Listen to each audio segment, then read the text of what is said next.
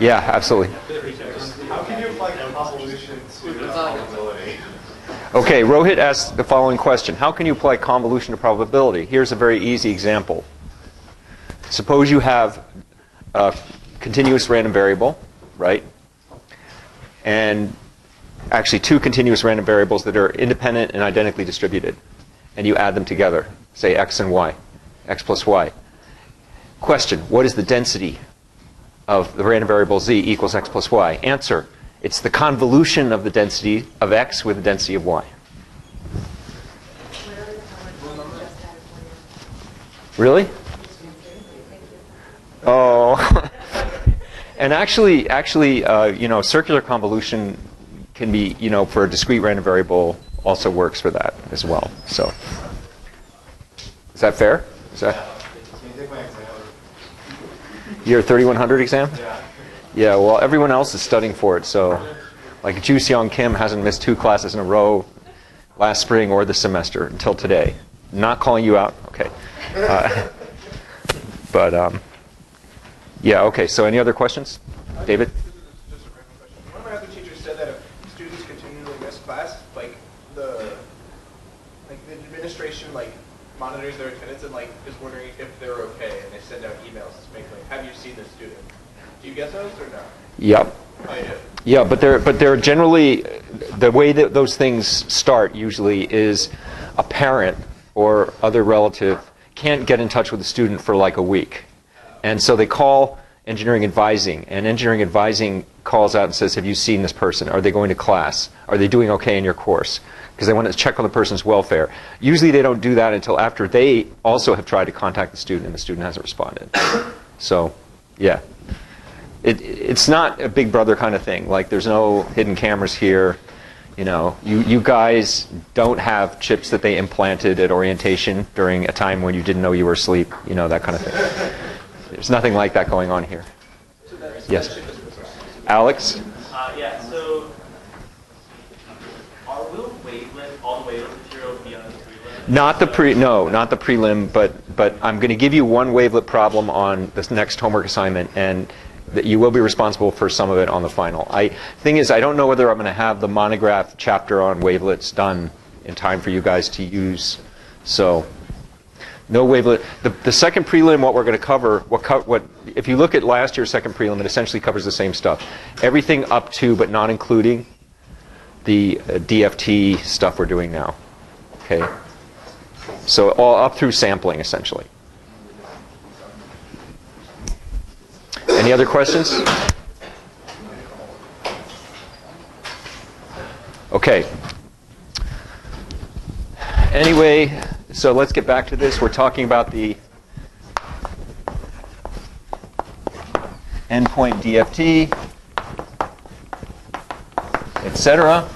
And remember, we have these two parallel universes going. We have endpoint signals, and those are signals that are 0 before time 0 and 0 after time n, including time n. And then we have something going on in Cn. So you have these two worlds. You have the signal universe, and over here you have the Cn and linear algebra universe. And if you have an endpoint signal x, and by the way, I'm trying to figure out how to make a LaTeX table like this look nice for the monograph chapter on this stuff. And then you have associated with that the signal vector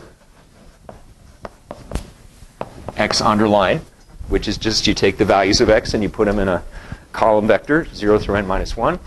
And there's things you can do to signals, like c shift y equals c shift sub n0 of x, cyclic shifting. Over here, signal vector y is equal to that matrix I called Cn raised to the n0 power times signal vector x. Okay. And over in the signal universe, you have y equals c conv sub n of some pair of signals, h and x. And over here, in the linear algebra universe, you have y equals matrix h times signal vector x, where H is a circulant matrix whose qth column is, so column Q of the matrix H is C sub n to the Q minus 1 times signal vector for H. And in the signal universe, you have the endpoint DFT. X hat sub k is the dTFT of the signal x evaluated at k 2 pi over n for 0 less than or equal k less than n. That's the endpoint DFT. It's a set of capital N numbers that you obtain by sampling the discrete time Fourier transform of the signal x. And over here in signal vector land, you have, and by the way, you can express this thing as sum from n equals 0 to n minus 1 of x of n psi sub n to the minus nk, where psi sub n is equal to e to the j 2 pi over n. And over here you have, in signal vector land, you have y hat, or no, sorry, x hat vector equals matrix psi sub n times signal vector x, where matrix psi sub n has pq element little psi sub n to the p minus 1 q minus 1 with a minus sign in front of it, for 1 less than or equal to pq less than or equal to n. All right, so that's sort of what's going on in our two parallel universes so far, the endpoint DFT, endpoint signal, all that kind of thing. Now, at the very end of class last time, I wanted to sort of recharacterize the endpoint DFT in terms of orthogonal expansions. And that's how this is how that works. So, and let me check and see, because I forget whether I actually got through the argument that these WKs are orthonormal. I think I might have.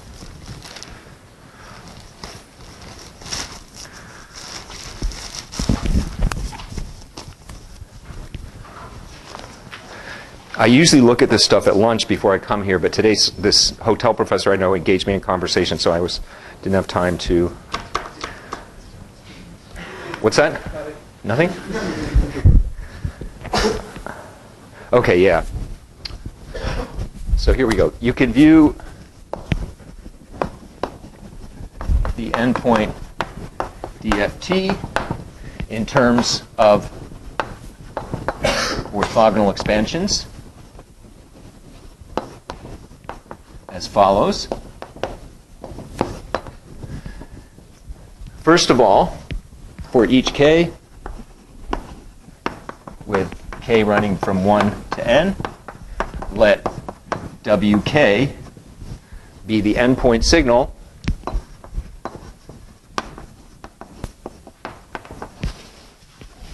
with specification Wk of n equals 1 over square root of n times little psi sub n to the nk for 0 up through n minus 1. So Wk is an endpoint signal, and that's its specification for 0 up through n minus 1. What is Wk of little n for n less than 0? 0. What is Wk of little n for little n bigger than or equal to capital N? 0. It's an endpoint signal. All we have to do is tell you what it's doing between those times. Then, here's a fact that the n-tuple W1, W2 up through W sub n minus 1 is an orthonormal basis for S sub n, which is the set of all endpoint signals. That was a piece of notation I introduced last time. First of all we have to do is show that it's an orthonormal set, and then boom, we know it's a basis, because clearly the set of all endpoint signals has dimension n. And if we have n orthonormal vectors in it, that means those constitute a basis. So why are the W's orthonormal? Let's look at what happens when I take the inner product of a W say WK, well, let's use P and Q. Given P and Q, we have the inner product of WP with WQ equals the sum from n equals minus infinity to infinity, WP of n, WQ of n conjugate, and that's, of course, just the sum from n equals 0 through n minus 1. And if you look at what the WP of n, WQ of n are, you get a 1 over n, the square roots pair to make that, and then you have psi sub capital N to the what? It's going to be n times p minus q. Right?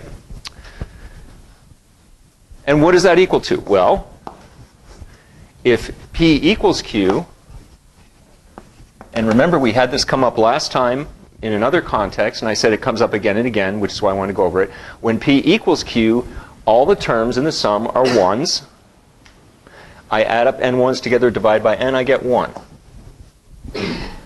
When p is not equal to q, I get this.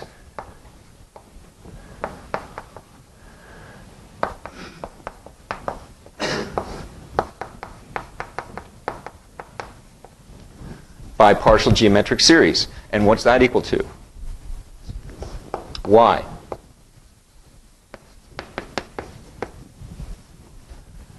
Come on, Denzel, you know why. You know why. Don't make Stephen tell us, because he told us last time. Erica, let her, yeah. Because the size of n to the n is going to equal 1. Yeah. For all p and q. Yes, psi sub n to the n is equal to 1, so psi sub n times any integer L, including p minus q, is 1. So I have 1 minus 1 in the numerator, boom, it's 0. Okay? So, bottom line is, W's are orthonormal. Because they're orthonormal, they're linearly independent. There's n of them, therefore they're a basis. Cool. So that's an orthonormal basis for Sn. And what does that have to do with the DFT?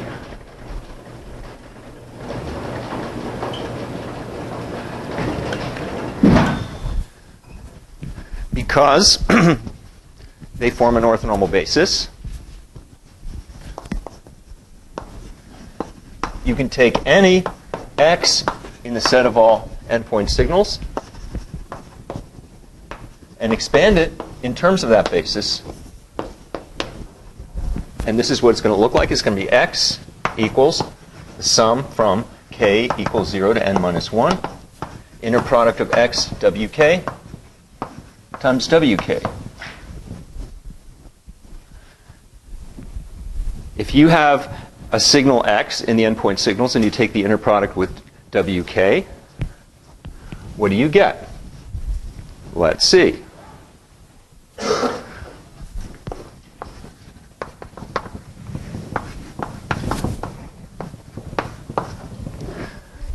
It's equal to x wk is equal to the sum from n equals 0 through n minus 1, x of k, w for x of n, w of n conjugate. W of n conjugate, you can read it right off the board. Wk of n conjugate is going to give us a 1 over square root of n, sum from little n equals 0 to n minus 1, x of n, psi sub n to the minus nk. And what's that? That sum, the part not including the 1 over square root of n, is just x hat sub k. So that's equal to 1 over square root of n x hat sub k. And that's true for all 0 less than or equal to k less than n. So what does this mean? This means that the coefficients of any signal x for the orthogonal expansion in terms of this special basis are 1 over square root of n times the values of the endpoint dft of x. Okay? And accordingly,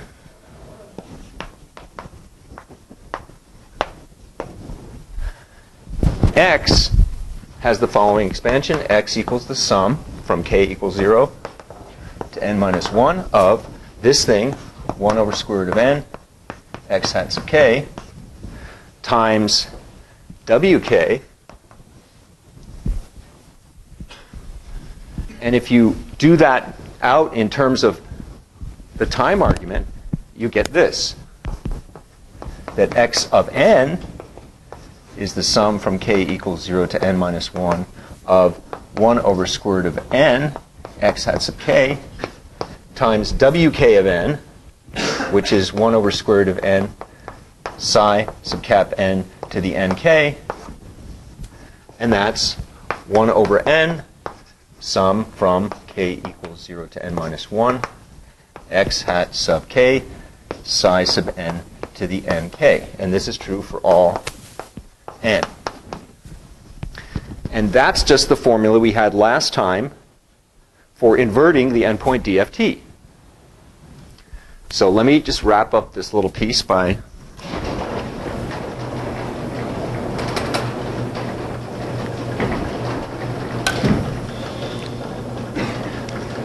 turning it into words instead of equations as best I can.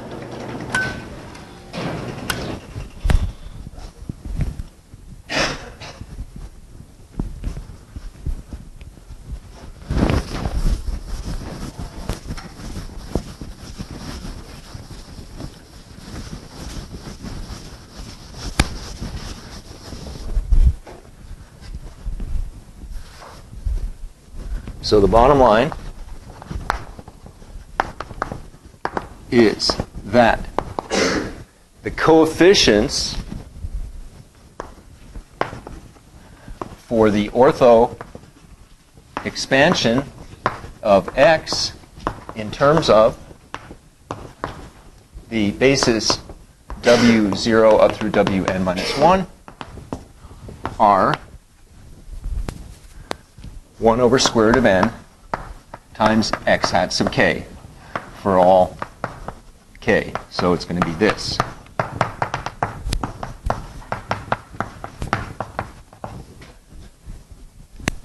Furthermore, the expression that gives us x in terms of the endpoint DFT is just the orthogonal expansion itself. So the ortho expansion itself is equal to the equation that yields x in terms of its endpoint DFT. And in the monograph, I call that equation DFT inverse, whatever, but I'm just sort of summarizing this thing here.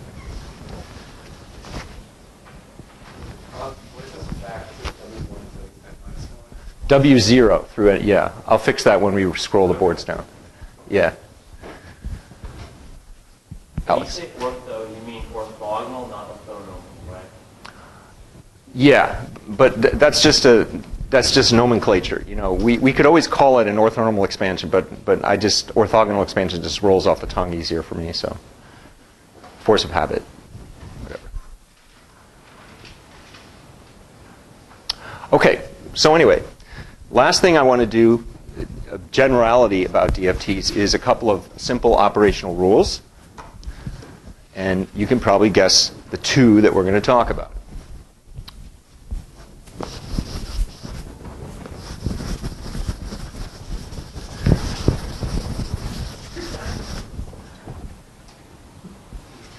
Sorry. No, what's so funny? It's been a long day. You want to guess what the rules are? No, he was and you didn't know. Sachet didn't know.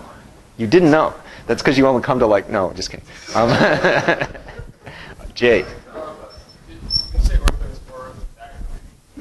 Yeah, Alex asked the same question. Let me just put, oh, this looks too much like a, yeah. Orthogonal. Yeah. So like every time you've written ortho, it's been orthogonal. Well, no. One of them I said that's an ortho basis. That's orthonormal. Yeah. So yeah, I'm just trying to, I'm trying to do it quickly, but you guys are holding me up. Just kidding. Yeah, actually, you know, if you read your course evaluations and like a third of the people say he goes way too fast, a third of them say he goes way too slow, and a third of them say it's just the right speed, then you've probably done a pretty good job, right? So.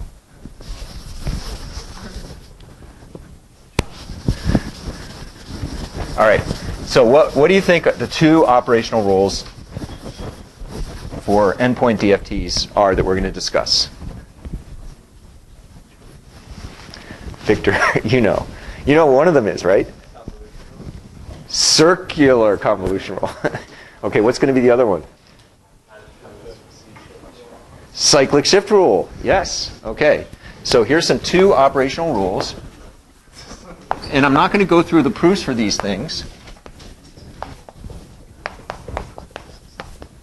unless you want me to. First one is the cyclic shift rule. And it goes like this. If x in Sn, so x is an endpoint signal, has endpoint DFT, x hat sub k, 0 less than or equal to k less than n, and y is, well, n0 is given, n is between 0 and n minus 1,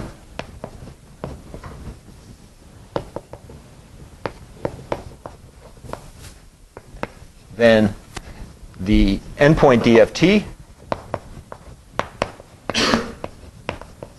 of y, where y is c shift sub n0 of x, is y hat sub k equals psi sub n to the minus n0k x hat sub k.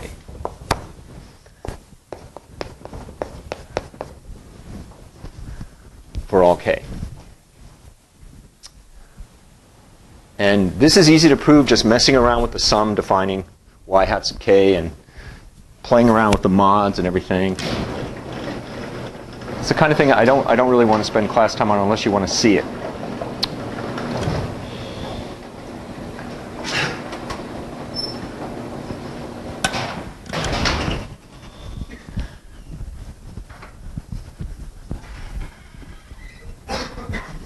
Okay, let me pause for a second here. Everybody look up. Thank you, Rohit, for pointing out that this W1 should have been a W0. And I will ceremoniously replace it. Ian. Just to be clear, will the points in the DFT always be the same as the amount of points in the discrete signal itself? Yeah, the definition of the endpoint DFT of an endpoint signal, the primitive, paleo definition is you sample its DTFT at n equally spaced frequency points, 0, 2 pi over n, and so on, where n is the endpoint thing of the signal. Yeah. So for the W0 things, W0, W1, W2, and so on? Yeah. W1 is invisible in the present context. So, add that to the W change ceremony. Yep. Depending on how Ian gets things, is n DFT sample sort of the minimum to be able to recover the whole x? If it's an endpoint signal, okay, we last time I had that thing I called the reverse sampling theorem. It said the following, that if you have an endpoint signal, right, then its DTFT, x hat of little omega, is determined for all omega by its values at those endpoints. And it turns out you need that. So in a sense, I think the answer to your question is yes. That's the minimum you need in general, but I don't know whether I can prove that is true for everybody, every signal. Like 0, for example, trivially, I don't know, whatever. Okay? All right, so that's the cyclic shift rule, and the proof is in the monograph.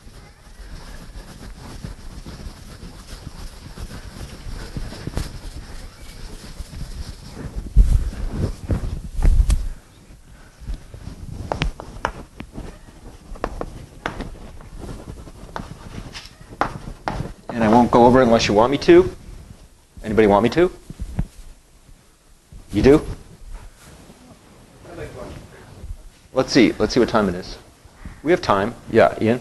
If N naught happens to be greater than N in this case, or is that not valid? Cyclic shift, we defined it only for those intermediate values. But you could define it for higher values. All it would do is mod it down to its value mod cap n. Let me just do it real quick. Sorry, James.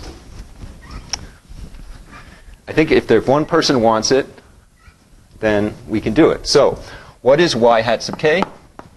Y hat sub k is the sum from little n equals 0 to n minus 1 of y of n, psi sub n to the minus nk. That's the definition of y hat sub k. What is y of n? Y of n is x of n minus n0 mod cap n. Right? That's the definition of shift sub n0, cyclic shift sub n0 of x. And let's continue on the same board. It's not too hard to do. In turn, this n minus n0 gives me the following, gives us the following. Sum from little n equals 0 up through n0 of x of n minus n0, psi sub n to the minus nk. And then we have the sum from n equals n0 plus 1 to cap n minus 1, x of n minus n0 plus cap n, psi sub n to the minus nk. That's what I alluded to last time as playing with the sum and getting rid of the mods. That's the key step. Everybody got it?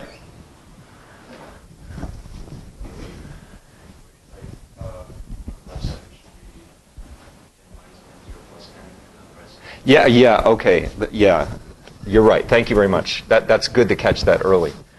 So this is from n0 to n minus 1, and this one is the one from 0 to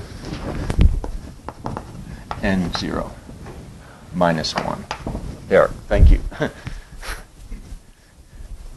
So play with the sums, get rid of the mods. Now I'm going to do a change of index of summation. For this sum, I'm going to let L equal n minus n0. Or let's use m, because L is, you have to write a script thing. So let's m equals n minus n0. And what do we get? We get the sum from m equals 0 to n minus 1 minus n0, x of m, psi sub n to the, and n is therefore m plus n0, so it's minus m plus n0 k. And in this sum, I'm going to do a different m. I'm going to let m equal whatever's inside the x, so m equals n minus n0 plus cap n, and I get the sum from n minus n0, which is the next one up from this, up to n minus 1, it turns out, play around with that, of x of m, psi sub n to the, whatever m is in terms of, n is in terms of m, so it's minus m plus n0 minus n. So far, so good? That's just, I changed index of summation in each sum. I used m equals something in one of the sums, m equals something else in the other sum. Now I can merge those sums together.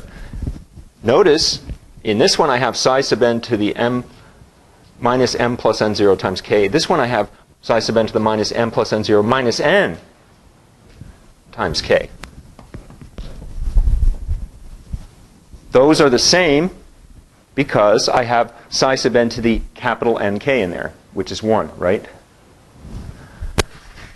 So this guy, let me just note, is equal to psi sub n to the minus m plus n0 times k.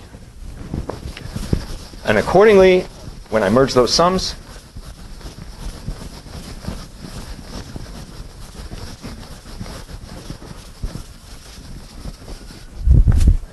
you get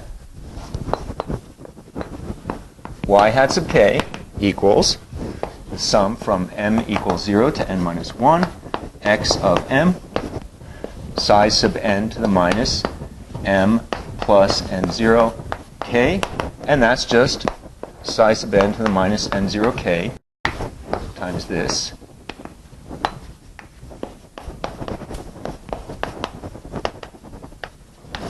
And that's, parentheses is just x hat sub k. And that's the proof. Okay. And in the monograph, there are sort of, every single time we have to do this is proved out. So, but you get the hang of it, that this is how you do these things. You split up the sum and get rid of the mods. And then everything shakes out when you make the right change of index. All right. So anyway, that's one of the rules. The other rule is the circular convolution rule.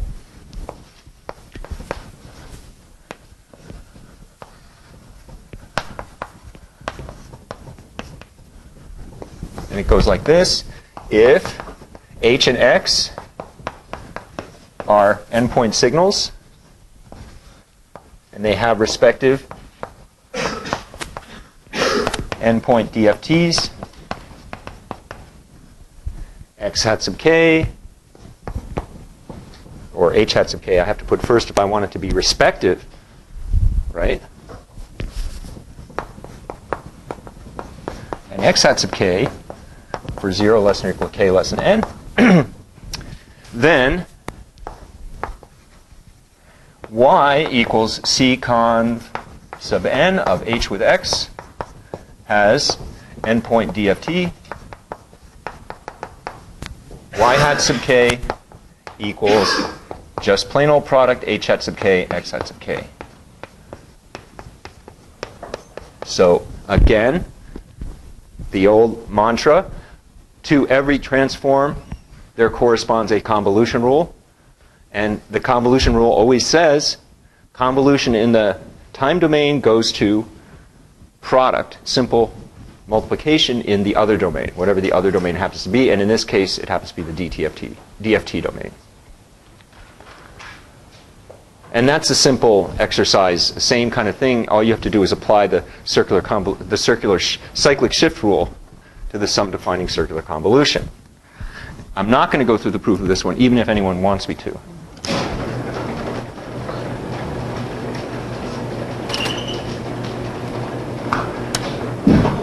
What I want to point out is what these things, remember, these are in the signal universe. What's going on in the linear algebra universe corresponding to these rules? This is kind of cool to me. I don't know. Maybe because I like linear algebra. I'm an example of a person who had a really awful first linear algebra course, but still grew to love the subject. Okay? So, if any of you had a really awful Math 2940 experience, or I don't know where you took it, if you took it here or not, but you can learn to love the subject, even if you had that. I'm not counting my high school linear algebra. That guy was awesome. He was also our calc teacher. He was amazing. Yeah. What's that? You wanted to and you didn't? We had one semester, and basically we learned about determinants, and I thought, why the hell, why would you ever want to compute this number? And Kramer's rule and all that. We didn't really learn that about subspaces and linear independence and everything, really. But the teacher was so great. He could make anything fun. And the other semester was probability. How about that? Okay, so anyway, what is happening? What's the sort of CN/linear algebra take on these rules? Okay, so what does this say? Remember that linear algebraic take on a cyclic shift. So for the cyclic shift,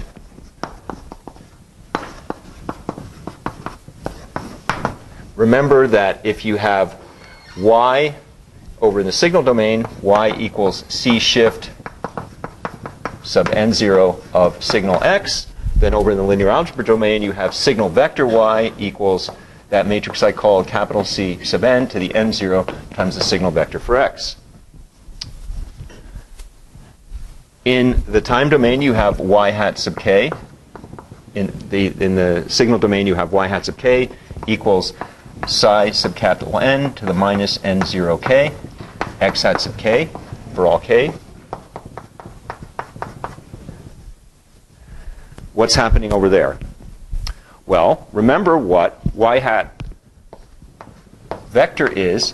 It's going to be psi n matrix times x hat vector. And if I take, or no, this is it. X hat vector is equal to psi n times little x. Y hat is psi n times y vector. And that's equal to psi sub n, c sub n to the n0 times little x vector. Now I'm going to play with this last equation just a little bit.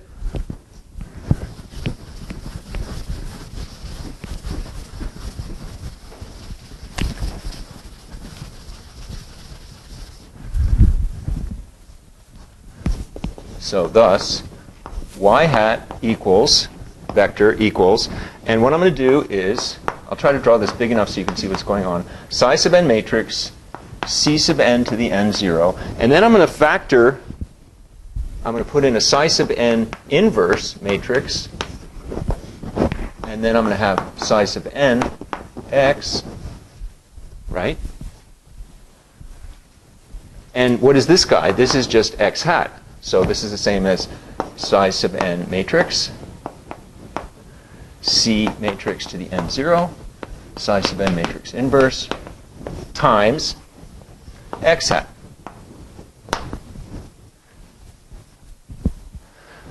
But if you look over in the signal land, you see that y hat sub k is equal to psi n to the minus kn0 for all k.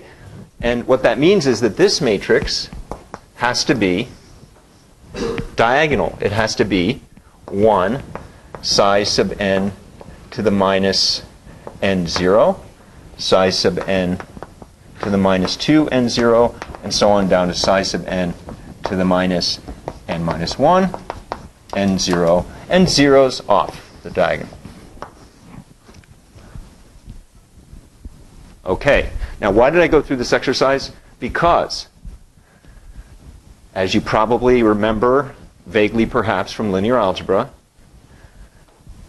when you take an invertible matrix and you go matrix, other matrix, matrix inverse, like that, that's called what they call a similarity transformation or something. It depends on who you're talking to, what they call it. But essentially what this means is that the columns of psi sub n inverse are the eigenvectors of c sub n to the n0, and the eigenvalues of c sub n to the n0 are those guys that are on the diagonal. Okay? And the way I choose to summarize this is as follows.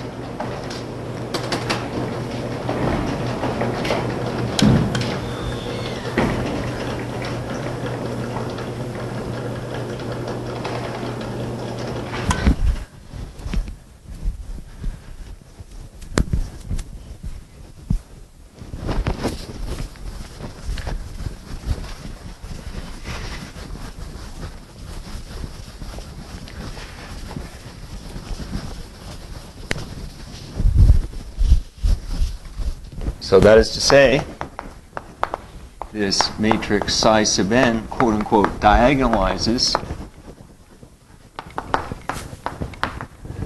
c sub n to the n0 for all n,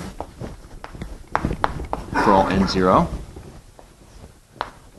that are in the allowed range, and the eigenvalues of c sub n to the n0 are 1 psi sub n to the minus n0, psi sub n to the minus 2 n0, all the way up to psi sub n to the minus n minus 1 n0.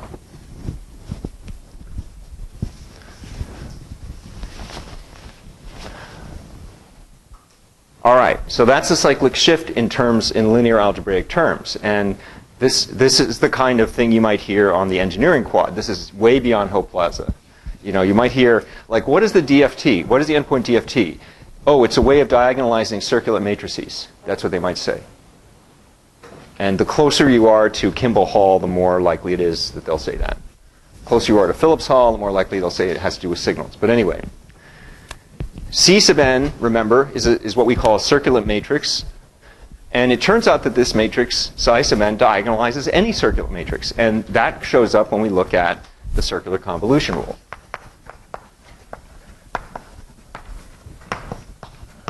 So what happens when we look at this thing from a linear algebraic standpoint? We have y equals c conv sub n of h with x in the time domain. And over here we have signal vector y equals matrix h associated with signal h times signal vector x. And DFT-wise, over in the time domain, signal domain,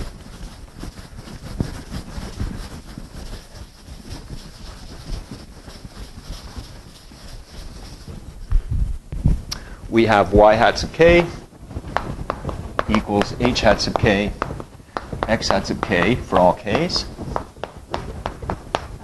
And over here, what's going on? Similar manipulation. Let's put a question mark there. And now I'll tell you what goes in place of the question mark. Y hat vector equals psi sub n signal vector y equals psi sub n matrix h signal vector x equals, do the same game we did last time.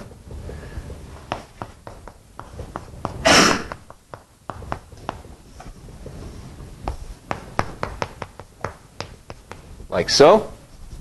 Same exact thing we did up there. And you get this.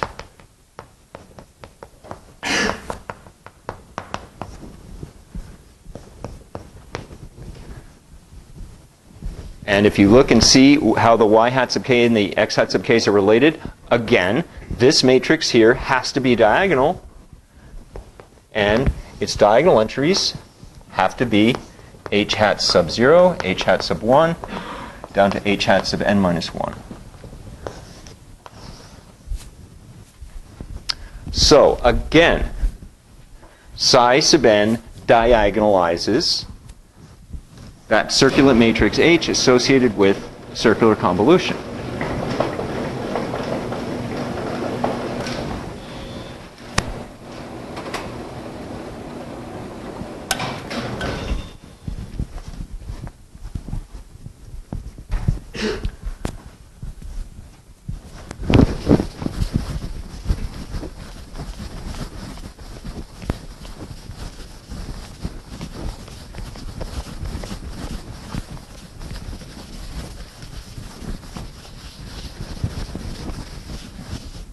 So, in parallel, I'll write i.e.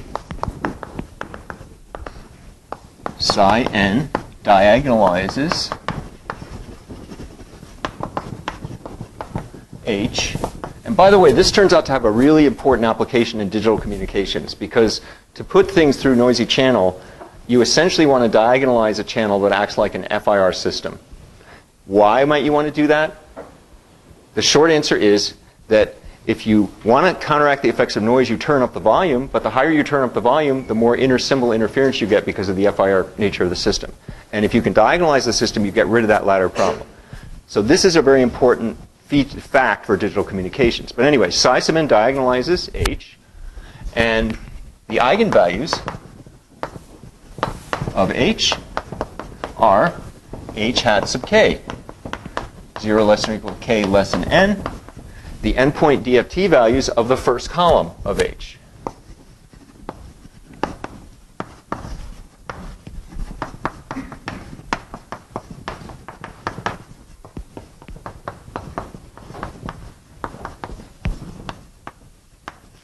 And in fact, because H is an arbitrary circular matrix, H could, you could have a little h be anything, any endpoint signal. Psi sub n diagonalizes every circular matrix. And you can, if someone comes up to you on the street and says, here's a matrix, what are the eigenvalues of this matrix? And it happens to be a circular matrix, all you have to do is take the first column out, form its endpoint DFT, voila, you have all the eigenvalues of that matrix without solving any polynomials or anything. All right, so anyway, I don't know how much of this is going to be you're going to absorb, but it's there for the future if you want to look back at it. Just the parallel between endpoint DFTs and linear algebra, I think it's cool to go through that. All right, so what I want to do to wrap up the DFT stuff, two things. First off, I want to talk about 3 elementary applications of endpoint DFTs.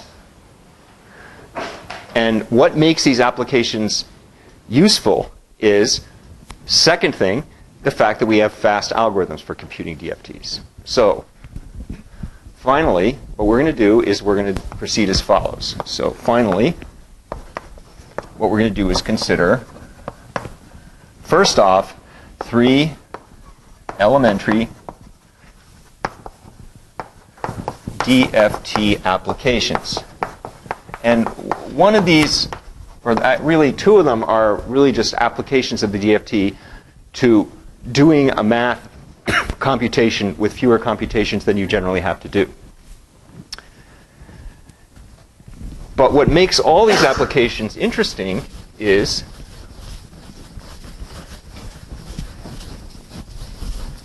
that we have really fast algorithms for computing endpoint DFTs and inverse endpoint DFTs. And those are the FFTs. So fast algorithms for computing endpoint DFTs, namely FFTs, fast Fourier transforms. Okay, so like I said, what makes these applications interesting is these. So the applications are interesting. That's one word that I don't really like, so I'll put it in quotes, interesting. Doesn't that kind of impute your kind of like preferences on somebody else? Like, isn't that interesting? And you think, oh wait, am I supposed to be interested? I'm not really that interested. Maybe if it's interesting to him. You get what I'm talking about. Okay, the applications are interesting only because such algorithms exist.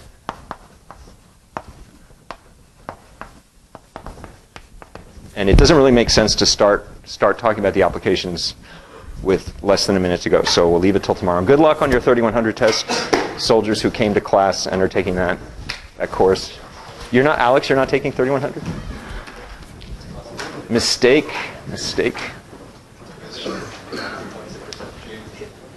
You're taking, yeah.